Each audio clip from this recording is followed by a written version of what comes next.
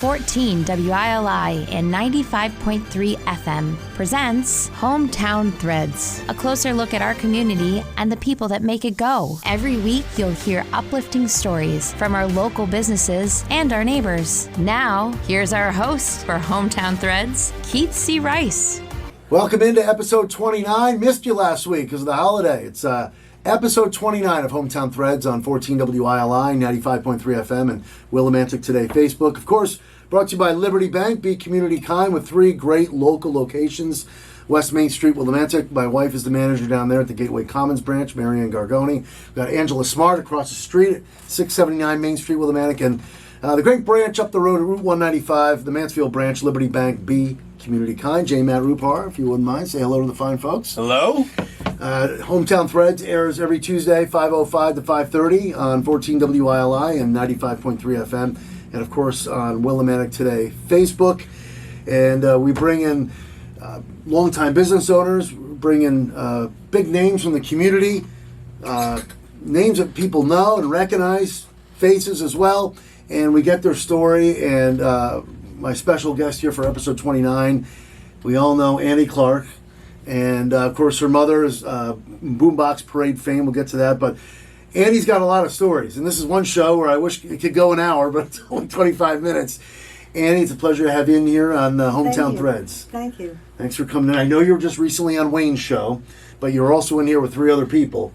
And now that we've come off the 38th annual Boombox Parade, hard to believe the 4th is behind us. Hey, 2023, slow down a bit. Yeah. Let's get this out of the way first. Thoughts on the 38th annual Boombox Parade? I take it you were there, right? I was there. I was marching with the library's contingent, which I was thrilled because the library doesn't usually have a contingent. And so I was very, very happy that we have new local people working at the library and they were willing to come and do stuff with the parade. And so that was great. Very exciting stuff. Of course, Annie's been a part of the Willimantic Library for how many years now? 28 years. 28 years. And you're telling me this is the first time they've had a float in the parade? The library, yeah. Well, we had a lot of employees that lived far away. Okay. That had other family things, other places. But now our children's librarian, Frances McGrath, from the McGrath family locally. She lives right here in town. And so she spearheaded getting a contingent going. And Grace, our adult librarian, lives in, I think, Coventry or somewhere close by. And she drove the book bike. And The book bike? yes, we have a tricycle like the ice cream sellers have, with the 2 wheels and a box in the front. Wow. And it's our bookmobile. See the stuff I miss because I'm in the front of the parade with the radio station. Yeah, so tell us a little more about this. Were you guys, what part of the parade were you in? Was it the middle or? Yeah, pretty much the middle. Okay. Yeah. Wow. So, and we had puppets because we're doing Read Through the Rainforest for the library this summer. Nice. For both adults and children. And we had a lot of jungle puppets. And I had a praying mantis, and I had so much fun. I have COPD and didn't think I was going to make it through the parade with that kind of humidity. Yeah. And my plan was to stop halfway and watch the rest of the parade. And I was having so much fun with that puppet that I just forgot myself and found myself at the end of the parade. You did it. So How many people, how big was the contingent again with the Willimantic Public Library? We had employees, we had volunteers from Horizons, Sure. and we had parents and we had children. We had 3 little kids that were like preschool. Really? And they made it through the whole parade. I was so proud of them. So let's go back for people who may not know. I know the story's been told many, many times, especially with Wayno. Wayno and your mom probably is more responsible for the start of the Boombox Parade back in 1986. Yeah. Let's hear the story from you. I know some people that may have missed Wayne's show. Not too many people missed Wayne's show. But let's hear the story about My mother and my father were both in the drum corps when they were kids, and they love a parade. And my mom was really upset that there wasn't a marching band at the high school at the time. And so she wanted to protest by having a boombox parade. And she wanted to do it for Memorial Day, and that was too soon. She came up with the idea too close to Memorial Day. So they did it for 4th of July instead. So she came to Wayne, right? She did come to Wayne. She taped all these songs herself. I think that's when she had a radio show at Eastern. I didn't know this either. Your mom had a show at WECS. Huh? Yeah, Wow. yeah. So I think she used, and this is just only my extrapolation, but I think she used their equipment to make really good tapes. I can't picture her doing it at home. Like mixtapes, right? Yeah. Yeah. She had all these old records, and she made a mixtape for the Boombox Parade. So she went to Wayne, and then after the Memorial Day thing, obviously it was too close, couldn't happen, too soon rather. Yeah. They said, well, let's kick this around for July 4th, and then they made it work with, and the rest is history, 1986, right? Yep, that's my understanding. That's how it started. So Annie's mom, Kathy Clark, the late and great Kathy Clark, along with Wayno, that's how the whole Boombox Parade started 38 years ago. And now we're already thinking about number 39. And we're doing our part to every year try and make sure there's more boomboxes and radios in the parade, and to be continued. We're already thinking about next year. We're very excited. Yeah. So now, I'll tell you, if there's anybody that knows how to fix old radios, I still have Mom's first and second radio, but they're not working anymore. ooh, okay. Well, that's something we could. You get in touch with me on Facebook. Okay, if you want to, if you can help out Annie with that little request, you can reach out to her on Facebook, Annie Clark, as I did to get you on the show. Because I'm like, you just on Wayne Show, I said I got to get Annie Clark on Hometown Threads, and it's Keith C. Rice. A pleasure to have her. Pleasure to have Annie in here for episode 29, brought to you by Liberty Bank. Be community kind. Now let's get the Annie Clark story. We've heard a lot about your mom and the great things she's done, and let's take us back to Annie growing up here in Willimantic, Connecticut. Well, I didn't grow up here in Willimantic. I grew up all over the world. Started out in Simsbury, and then my parents immigrated, 5 of us, to Australia. And we lived in Australia in the outback and in Perth for about a year. And then we drove the VW microbus that my dad had bought. We drove it across the desert in the summertime. And what year is this? 66. So you went from Simsbury, Connecticut to Australia? Yes. Okay. We drove it across the Nullarbor. 5 kids, two full-grown men. My dad's friend from work came with us. Wow. And a pregnant woman. My mom had my sister Kate on board. And it was hot and it was long. And how old were you? I was 6. 6. And you remember this? Yeah. That's impressive. Very impressive. Wow. I guess in Australia, you got to remember it. They have the gas stations and oases are exactly a tank of gas apart.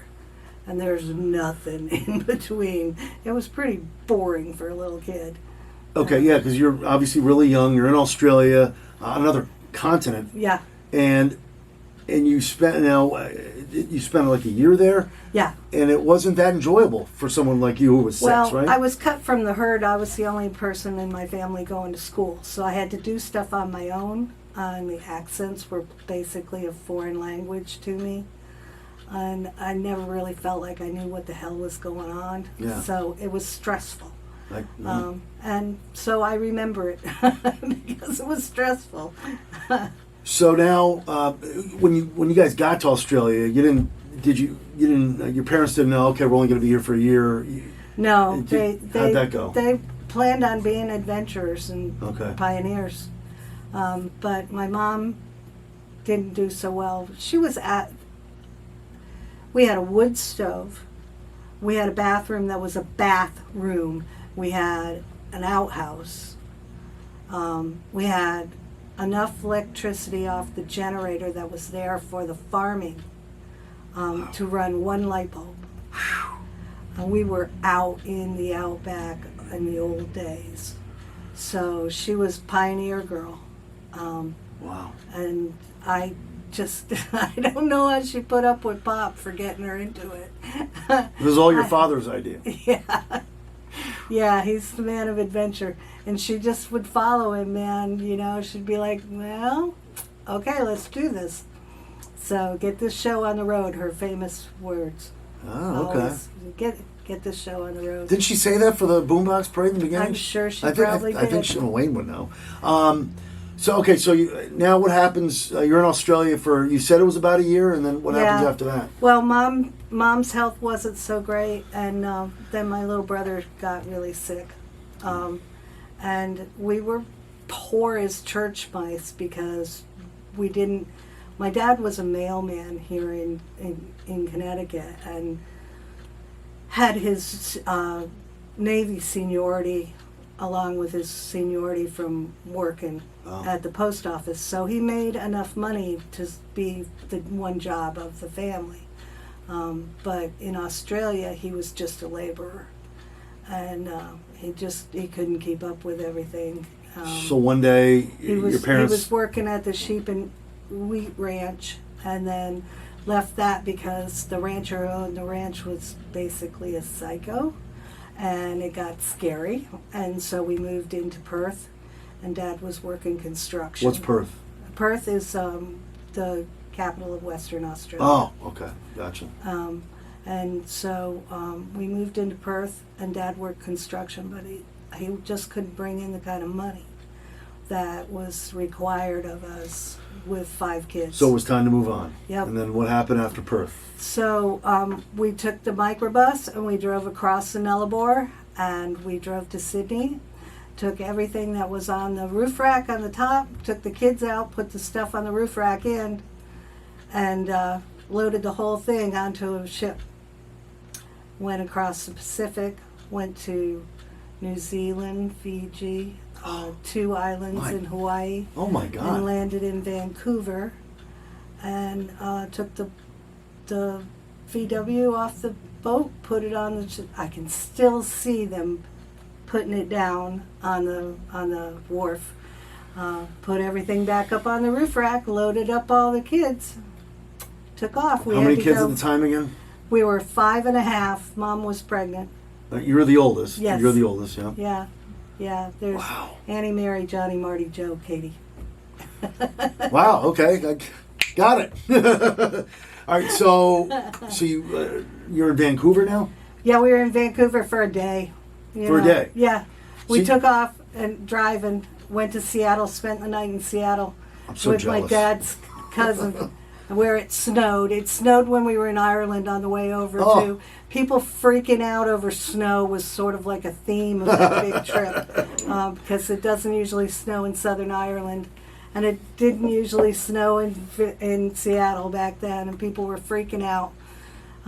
But we drove down the entire West Coast to get around the Rockies. Right. Because that poor old bus loaded up with all of us and everything we owned was not going to make it My on the God. Rockies. So we drove all the way down to San Diego, went to Marineland, which was probably big on their pocket, but Now you're 7 or 8 at this point. I was still 6. I had This is all within that year. Yep. Okay. Yep. Went to Marineland and saw little Surfing Annie, the dog, who gets pulled by dolphins.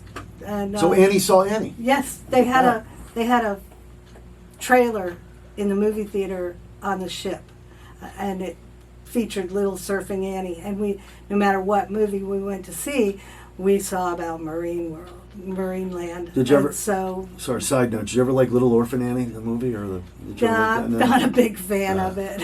The sun will come out. Yeah, sorry. So anyway, okay. So then you're on the West Coast. Yeah, so then we drove across the U.S. and we left New York City to start out with around Thanksgiving of '65, and we got back to Connecticut in February of '67. Okay, so all within that 2-year span. Yep. You did Australia, the west coast of the United States, Yeah. and back to New York City. Yeah. Did you, no, you said Thanksgiving. A year and a quarter. Thanksgiving of '65. Did you swing around? Were you there for the Macy's Thanksgiving Day Parade? No. I don't know. Was that going on then? I don't know if it was. Oh yeah, yeah. Because you know your that's been family a long likes time. parades. Yes. Your family knows parades. Yeah, yeah. No, we didn't. We left after Thanksgiving. Okay, so New York City back to Connecticut. Yeah. Oh yeah. Okay, so was it back to Simsbury or how did you end up in Willimantic? My uncle was working at Yukon and had a house here in Willimantic, which 2 apartments. And my dad got fed up with being a mailman in Florida. Oh, that's right. It was Florida. Yeah, for we a while, moved too. to Florida in '69. Okay, so Florida before Willimantic. Yeah. Florida in '69. Yeah. Your dad's still a mailman. Yep. And then how long were you in Florida? They moved up here in '79, so we were there Oh, so for you were about there 10 years. Oh, about 10 years. Okay. Yeah.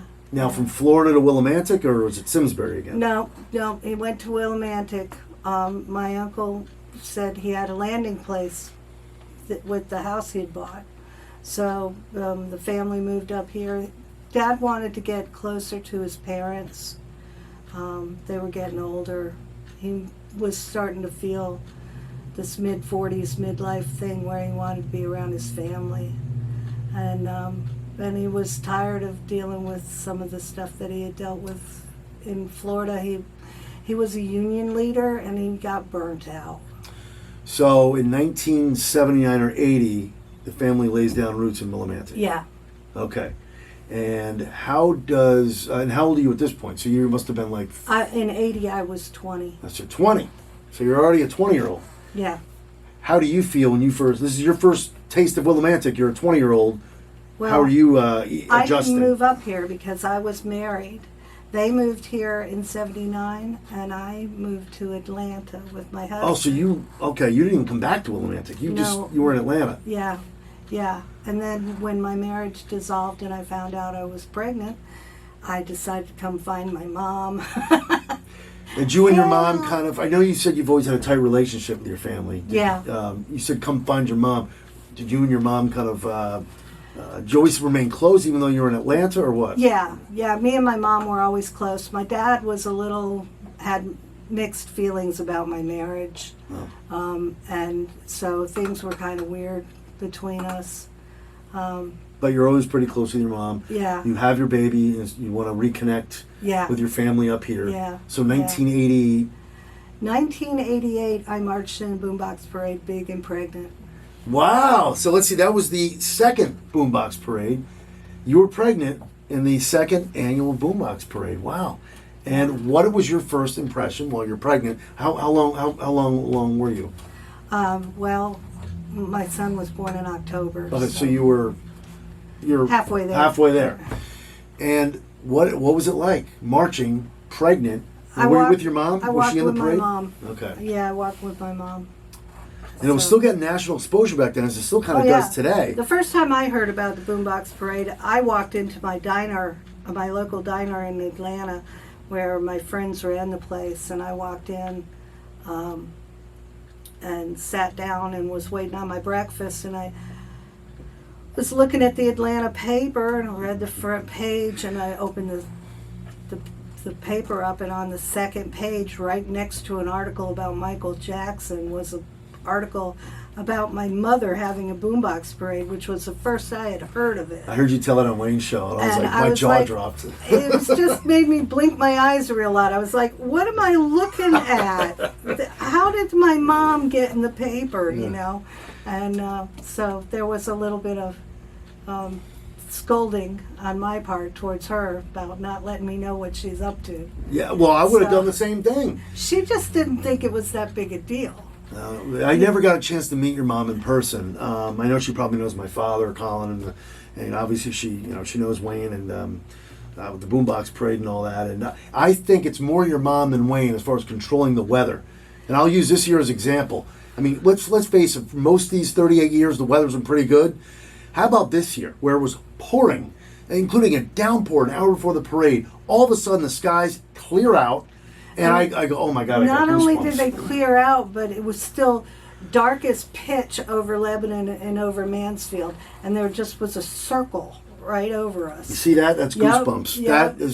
That's because I'm convinced your mom. I know Wayne says I like to control the weather. Wayne loves his weather, but I think your mom is playing a part from upstairs. And cleared out. It was beautiful. Did you see me on the front page of the Hartford Courant, by the way? I don't know, right place at the right time. But it still gets a lot of coverage, we were saying. And Oh, yeah. I mean, the big major news outlets are still coming in left and right for this thing. Yeah. That's because it's so unique. But Yeah. all right, we have about 5 minutes left with Annie Clark, who's still with the Willimantic Public Library for years. We have so many other stories. I mean, it's just one time I wish the show could go an hour.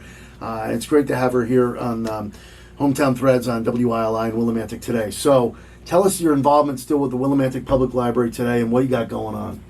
Well, I'm just coming off vacation, which was really nice. I always take vacation for the 4th of July. And I'm going back to the program, which is Read Through the Rainforest. And we started decorating for this in St. Patrick's Day. For St. Patrick's Day, we put up the green leaves. She's still wearing green, too. And then for April showers, we put up rainforest clouds and raindrops. And for Mayflowers, we added flowers to our jungle. Now we have sloths and monkeys and things hanging from all these streamers of stuff that we have decorating the library. So that's been fun. We've been working up to it for a long time. We have prizes for the kids for the summer reading game, which it's designed, excuse me, it's designed so that you don't have to be a reader. If you have trouble reading or if you're still too young. She's taking a drink of water for you. Yeah, sorry. People in Radio Land. What If you're too young to read or you have difficulties or maybe you don't have access to books in the language that you know how to read, you could still play the game because there's all sorts of other components of summer fun that you can get credit for. If you go to the beach, you Lots get going credit. on there, huh? Yeah. If you do recycling and composting, you get credit.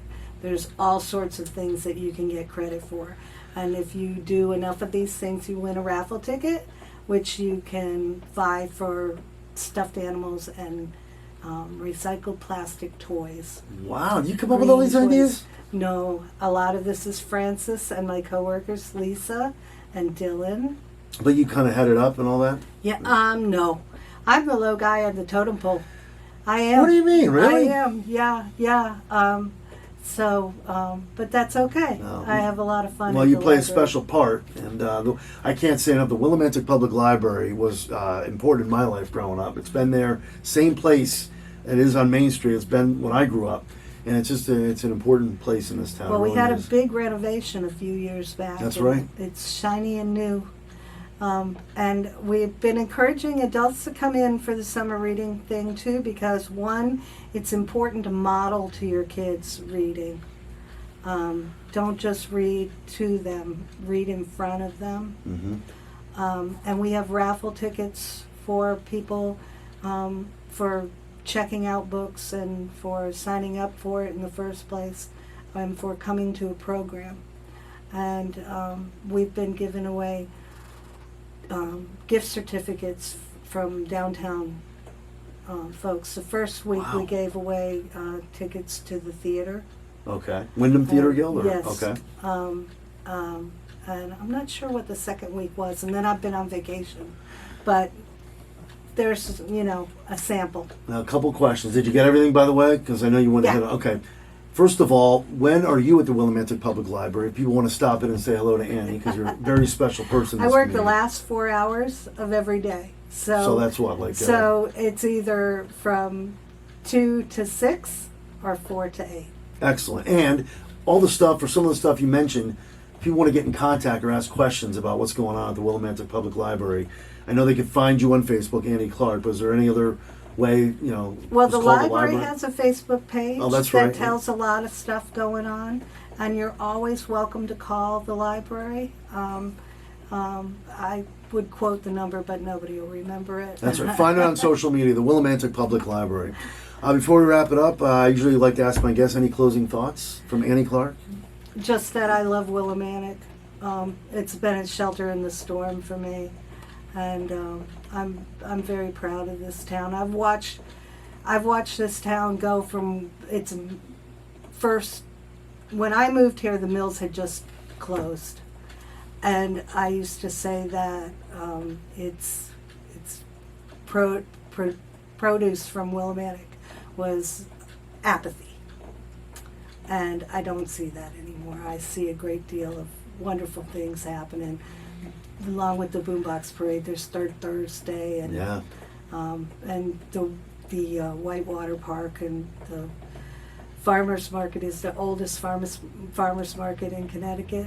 I'm just so proud. That's why Whitewater Park, yeah. Saturdays 8 to noon. And you're right, Main Street and Willimantic's coming alive again. And, you're a major part of it, and you're a special person in this community, and it's been an honor to get Annie Clark here on Hometown Threads. It's been a pleasure to be so patted on the head. And your name and all those stories, I still got goosebumps. Just thinking about, the wonderful stories you shared, and of course everything your mother's done. So thank you, Annie Clark. Thank you. I am the daughter of Cupid and the Fossil. Fossil, I love it. Of course, go on Facebook and I'll tell you the story. All right. Annie Clark, our guest on episode 29 of Hometown Threads on 14 WILI and 95.3 FM, and Willimantic Today Facebook. That's Willimantic Today Facebook. See, I got Kathleen Kreider in my head, our previous guest. It's Willimantic. I want to say Willimantic. Willimantic. Big thanks to J. Matt Rupar behind the board. Thank you, Matt. And, of course, our sponsor, Liberty Bank, Be Community Kind. Thank you for listening. Thank you for watching. And in the words of the great Roddy McCumber, bye for now, folks. Bye for now. And that concludes another edition of Hometown Threads. Got a story for Keith? Reach out to him on Facebook by searching Keith C. Rice, or email him at krice@hallradio.net. Don't forget to tune in next week on 14 WILI and 95.3 FM, as well as the Willimantic Today page on Facebook.